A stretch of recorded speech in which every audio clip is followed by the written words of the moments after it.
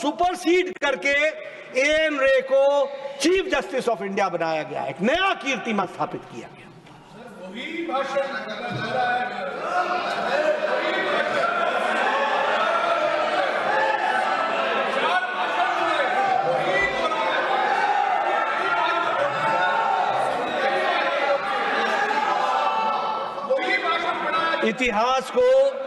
इतिहास को पुख्ता करना ये हमारी जिम्मेवारी है सभापति जी।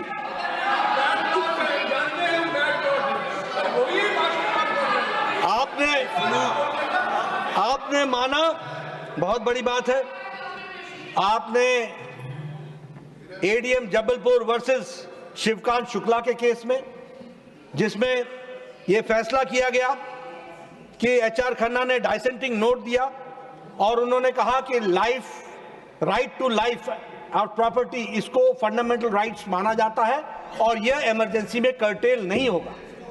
तो आपने जस्टिस एचआर खन्ना को भी चलता कर दिया और वो जब उनकी चीफ जस्टिस बनने की बारी आई तो उसको भी सुपरसीड कर लिया।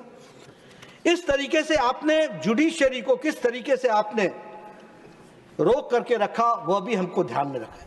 मैं यहां यह भी आपको बताना चाहता हूं कि जुडिशरी को आपने कर्टेल तो किया ही, लेकिन now I will talk about the 44th amendment act और उसमें हमने इमरजेंसी के कारण को रीडिफाइन किया और इंटरनल डिस्टर्बेंस की जगह पर हम लोगों ने आर्म्ड रिबेलियन को कॉज माना इमरजेंसी का। उसी तरीके से हम लोगों ने यह भी कहा कि कैबिनेट के साथ साथ पार्लियामेंट का भी असेंट चाहिए और वो भी 1 महीने के अंदर चाहिए। Now you can understand the difference between the bad lot and the good lot.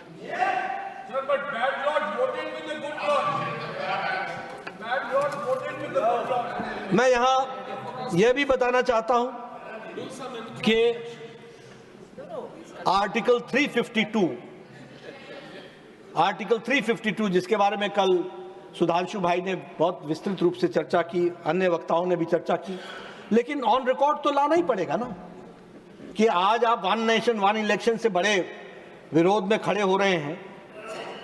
ये आपके कारण वन नेशन वन इलेक्शन लाना पड़ रहा है, क्योंकि आपने जो 1952 से 1967 तक वन नेशन वन इलेक्शन था, उसको आपने आर्टिकल 352 लगा करके स्टेट्स को बारंबार चुनी हुई सरकारों को गिरा करके आपने कई राज्यों में अलग अलग चुनाव की परिस्थिति ला करके खड़ी कर। Article 356, I am sorry, I stand corrected, Article 356. Now, Article 356 have been used 90 times. Nehru ji used 8 times. Indira Gandhi ji used 50 times, half a century. Rajiv Gandhi ji used 9 times. Manmohan Singh used 10 times. आप बताइए, संविधान की glorious journey में ये बातें आनी चाहिए कि नहीं आनी चाहिए कि आपने किस तरीके से चुनी हुई सरकारों को एक बार नहीं बारंबार गिराया और इस तरीके से देश को हर तरीके से मुसीबत में डालने का काम किया। मैं यहां पर मुस्लिम माइनॉरिटी अपीजमेंट की बात भी करना चाहता हूं। जब मैं माइनॉरिटी अपीजमेंट की बात करना चाहता हूं तो मैं याद दिलाना चाहता हूं कि आप लोगों ने उस समय चर्चा में राजीव गांधी जी के बारे में कहा था, ये 21वीं शताब्दी, progressive thought process, progressive. Supreme court ने शाहबानो के केस में फैसला दिया। एक इंदौर की महिला को कंपेंसेशन के रूप में उसको तलाक के बाद उसको जीवन यापन के लिए उसका फैसला हुआ। आपने उस समय के मुस्लिम क्लर्जी के और उनके दबाव में आकर के आपने शाहबानो केस के फैसले को, सुप्रीम कोर्ट के फैसले को निरस्त करने के लिए पार्लियामेंट में अमेंडमेंट लेकर के आए और पार्लियामेंट में आप अमेंडमेंट लेकर के आए जिसमें आपने राजीव गांधी जी के नेतृत्व में अपीजमेंट को ध्यान में रख करके, वोट बैंक की पॉलिटिक्स को ध्यान में रख करके यह फैसला लिया गया। और मैं यहां एक बात और जोड़ देना चाहता हूं कि सुप्रीम कोर्ट बार बार बोलता था कि ट्रिपल तलाक समाप्त होना चाहिए, ट्रिपल तलाक समाप्त होना चाहिए। आप में करेज नहीं था, आप में हिम्मत नहीं थी, आप वोट बैंक पॉलिटिक्स से दबे हुए थे, आप अपीजमेंट से दबे हुए थे, आप अपीजमेंट को नरिश कर रहे थे। ये प्रधानमंत्री नरेंद्र मोदी जी हैं जिनकी दूरदृष्टि और पक्के इरादे से ट्रिपल तलाक को समाप्त किया गया और हमारी मुस्लिम बहनों को मेन स्ट्रीमिंग करने का काम किया तो हमारे प्रधानमंत्री मोदी जी ने किया। और यह भी ग्लोरियस जर्नी ऑफ कॉन्स्टिट्यूशन की यात्रा में लिखा जाएगा कि किस तरीके से। और ट्रिपल तलाक के बारे में आपके माइनॉरिटिज्म और आपकी अपीजमेंट कहां तक पहुंची है, इसके बारे में मैं थोड़ा सा हाउस को बताना चाहता हूं। सभापति जी, there is no triple talaq in Bangladesh, there is no triple talaq in Pakistan, there is no triple talaq in Afghanistan, there is no triple talaq in Syria, there is no triple talaq in Indonesia. These are all Muslim declared, constitutionally Muslim declared states, Islamic states. यहां triple तलाक नहीं है, लेकिन हमारा secular का version देखो कि हम यहां पर अपने मुस्लिम माइनॉरिटी अपीजमेंट को ध्यान में रख करके ट्रिपल तलाक को चढ़ाए हुए थे। सुप्रीम कोर्ट ने बोल रखा था कि नहीं, लेकिन again the good Lord gets the credit that it was Prime Minister Narendra Modi ji which finished the triple talaq and brought the Muslim sisters into the mainstream. अभी मैं कुछ बाउंड्रीज के बारे में भी चर्चा करना चाहूंगा। संविधान की दृष्टि से मैं ये कहना चाहता हूं कि जब सीडिंग ऑफ टेरिटरीज का सवाल आता है, the Congress party has neither been protecting India's sovereignty and territorial integrity, nor combating efforts to reduce India's influence in our neighborhood. I start with Jammu Kashmir. In 1949, although our valiant military had achieved success on the battlefield, a ceasefire was accepted by Pandit Nehru. That is why even today we have Pakistan occupied Kashmir. ये आपका योगदान है, इसको हमको ध्यान में रखना चाहिए। मैं यहाँ ये भी बताना चाहूँगा, and the House must be aware also, that the House is also aware that China had occupied 38,000 square kilometers of Indian territory and received through an illegal transfer of another 5,180 square kilometers from Pakistan. China could do this because Jawaharlal Nehru neglected defense preparations, including the broader border infrastructure, and was diplomatically naive. We all know that this occupation has been consistently underplayed by Congress to protect the leader's image. हमेशा अंडरप्ले करने की कोशिश हुई। अगर मैं Myanmar की बात करूं, where Myanmar was concerned, the circumstances regarding to the transfer of our control on Coco Islands in 1950s remains unclear even today. अभी तक unclear है। We also have seen a record of unconcern about the developments that impinge on our national security. Between 2008 and 10, we stood by silently as China built it, the Hamban Tota port in Sri Lanka. Members would appreciate the significance of this development for India's interests. In Maldives, an anti-Indian movement in 2012 led to the exit of Indian investment in key sectors. This too was always not countered by the Congress.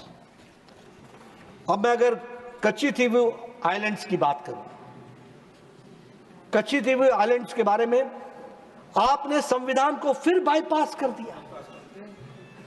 You have bypassed. संविधान क्या कहता है?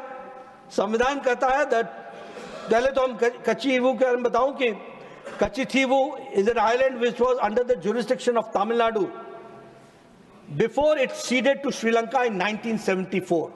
Mrs. Gandhi ने 1974 में कच्ची थीवू को unilaterally दे दिया to Sri Lanka, and the transfer was executed without amending the Constitution of India. Without amending the Constitution of India, raising significant constitutional and legal questions. अब देखिए Article 1. Yes. Now violation, Sabapati ji, violation of Article 1 of the Constitution. Article 1 of the Constitution क्या कहता है? Transferring of any part of Indian territory to another country requires a constitutional amendment under Article 368 as it results in altering the territory of India. However, no such amendment was made for the transfer of Kachchi Thivu. ये स्थिति ला करके खड़ी की गई। मैं अगर boundaries की बात करूं तो एक चर्चा और करना चाहूंगा। India Bangladesh Tiruchi ji, he is not yielding. He is not yielding. Are you yielding, sir? चलिए Okay. Tiruchi Shiva. Sir, when the Kachiti was considered to Sri Lanka, the DMK was in power in Tamil Nadu and allegations have all been raised. But the DMK passed a resolution in the assembly that Kachiti should not be ceded to Sri Lanka, and our members also here have opposed that when who were in parliament, sir. So DMK cannot be charged at any point of time that we were only silent spectators. Honorable Leader of the House.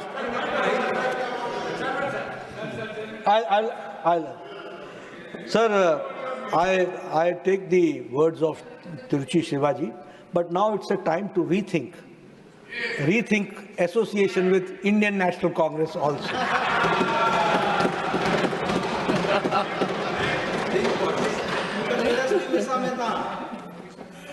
I'm talking about land boundaries agreement with Bangladesh.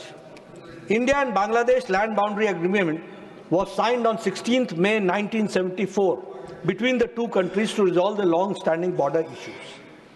अब मैं इसमें एक बात बताना चाहता हूं कि that needed the ratification. From 1974 till 2015 there was no ratification. कोई ratification नहीं हुआ. और प्राइम मिनिस्टर मोदी जी का कमिटमेंट, दो बातों का कमिटमेंट, एक कोऑपरेटिव फेडरलिज्म का और दूसरा समर्पण commitment for the constitution. That it was in 2015 that the government finalized the agreement and the international agreement of territorial changes was agreed upon and ratified by the parliament. जब मैं respect for federalism कहता हूं तो the central government Modi ji के नेतृत्व में had consultations with Tripura, with Assam, with Meghalaya, with West Bengal. And सबकी consent लेने के बाद लैंड बॉर्डर का एग्रीमेंट हुआ and approximately 111 Indian enclaves in Bangladesh and 51 Bangladeshi enclaves in India, they were resettled and 50,000 population was brought under the agreement और उनको इससे सहायता मिली. तो आप देखिए, bad lot 1974, good lot 2015 when the agreement is done and ratified. अब मैं ज्यादा नहीं बोलना चाहता, लेकिन ये बात भी तो सच्ची है ना कि आप तो असम को एक तरीके से आप दे चुके थे.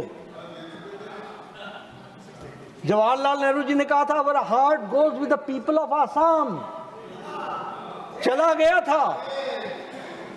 आज आप डेमोक्रेसी के चैंपियन बनते हैं, अच्छी बात है, देर आए दुरुस्त आए.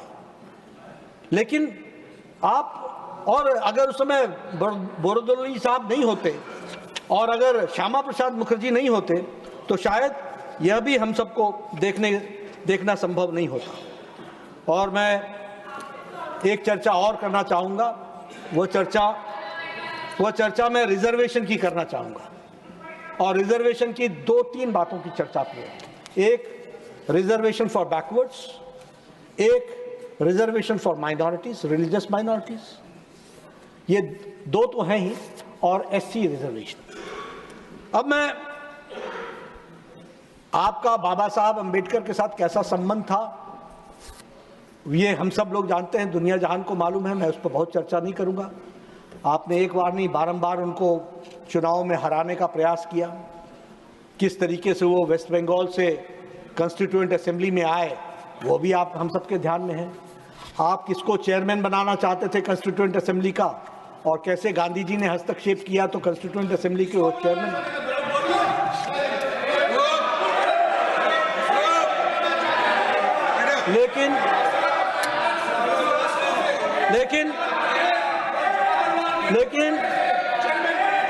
लेकिन सभापति जी, अब बैकवर्ड की by using the word backward में committee is not yielding. Jairam ji, leader of the house, is not yielding. ठीक है, I'll do that. But using the word backward. Nothing will go on record.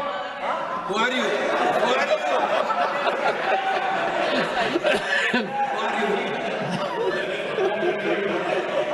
The Constituent Assembly ने backward के बारे में कहा कि reservations generally to the disadvantaged communities, और अंबेडकर जी ने कहा कि मेरिट को भी ध्यान में रखना चाहिए और डिसएडवांटेज कम्युनिटीज को भी ध्यान में रखना चाहिए। There should be a balance, और रिजर्वेशन को लागू करना चाहिए। अब नेहरू जी के व्यूज क्या थे, मैं ऑथेंटिकेट कर दूंगा। नेहरू जी के व्यूज क्या थे, जो उन्होंने लेटर लिखा चीफ मिनिस्टर्स को 27 जून 1961, पंडित नेहरू ने लिखा, I have referred above the efficiency and to getting out of our traditional ruts, reservation को traditional ruts. This necessitates our getting out of the old habit of reservation and particular privileges being given to the caste of this group or that group. The recent meeting we held here, at which the chief ministers were present to consider national integration, laid down that help should be given to economic considerations and not to the caste. It is true that we have tied up with certain rules and conventions about helping the scheduled castes and tribes. They deserve help, but even so, I dislike any kind of reservation, more particularly in services. I react strongly against anything which leads to inefficiency and second-rate standards. Backwards were called as second-rate standards. I want my country to be first-class country in everything. The moment we encourage second-rate, we are lost. आप देखिए, see the mentality. आप इसमें से मानसिकता को आप देखिए, भाषा मानसिकता के बारे में बता रही है। और ये ग्लोरियस जर्नी ऑफ कॉन्स्टिट्यूशन की दृष्टि से हम सबको जानना चाहिए कि संविधान में के सभा में जो लोग थे और जिन लोगों ने बाद में at the helm of affairs देश को चलाया, उनके मन में रिजर्वेशन के प्रति क्या भावना थी, वह इससे प्रतिलक्षित होता है। He further writes, but if we go for reservation on caste basis, we swamp the bright and the able people and remain second-rate and